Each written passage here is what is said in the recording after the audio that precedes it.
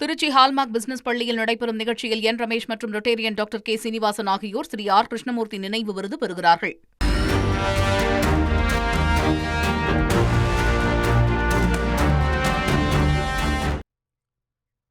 அண்மையில் மகளிர் உரிமை தொகையோட கோடைகால சிறப்பு நிதின்னு மொத்தம் 5,000 ரூபாய் வழங்கப்பட்ட நிலையில் மேலும் சுமார் 40 லட்சம் பேருக்கு சிறப்பு நிதியை வங்கி கணக்கில் வர வைத்து முதலமைச்சர் இன்ப அதிர்ச்சியை கொடுத்திருக்காரு. சமூக பாதுகாப்பு திட்டத்தின் கீழே பயன்பெற்று வரும் முதியோர்கள் கைம்பெண்களுக்கு தலா 3,200 ரூபாயும் மாற்றுத்திறனாளிகளுக்கு தலா 3,500 ரூபாயும் வழங்கப்பட்டிருக்கு.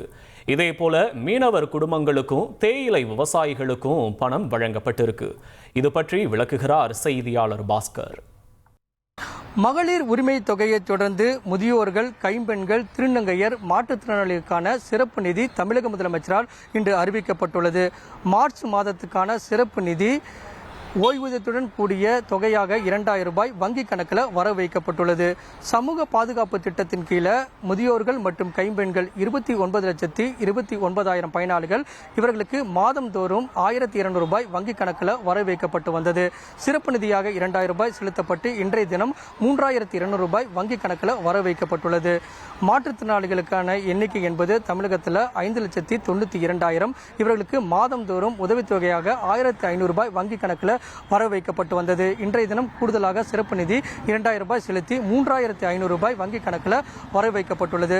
மாற்றுத்திறனாளிகள் பராமரிப்புக்கான அந்த குடும்பங்களுக்கு செலவு தொகையாக உதவித்தொகையாக 2,000 ரூபாய் வழங்கப்பட்டு வந்தது. அந்த தொகையுடன் கூடிய 2,000 ரூபாய் சிறப்பு நிதியாக செலுத்தப்பட்டு 4,000 ரூபாய் வங்கி கணக்கில் வர வைக்கப்பட்டுள்ளது.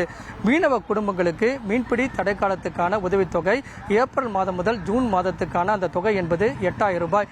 அந்த தொகையும் வங்கி கணக்கில் வர வைக்கப்பட்டுள்ளது. இதன் மூலமாக 1,62,000 மீனவ குடும்பங்கள் பயனடைந்திருக்காங்க.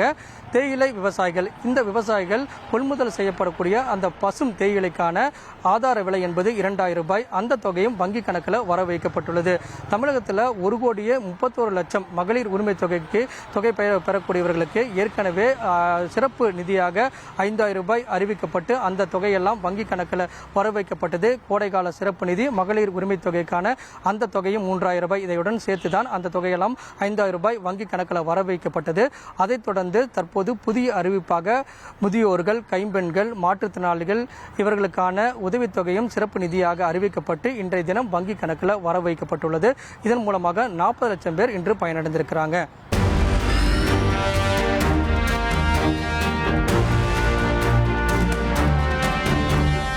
திருச்சி ஹால்மார்க் பிசினஸ் பள்ளியில் நடைபெறும் நிகழ்ச்சியில் என் ரமேஷ் மற்றும் ரொட்டேரியன் டாக்டர் கே சீனிவாசன் ஆகியோர் ஸ்ரீ ஆர் கிருஷ்ணமூர்த்தி நினைவு விருது பெறுகிறார்கள்.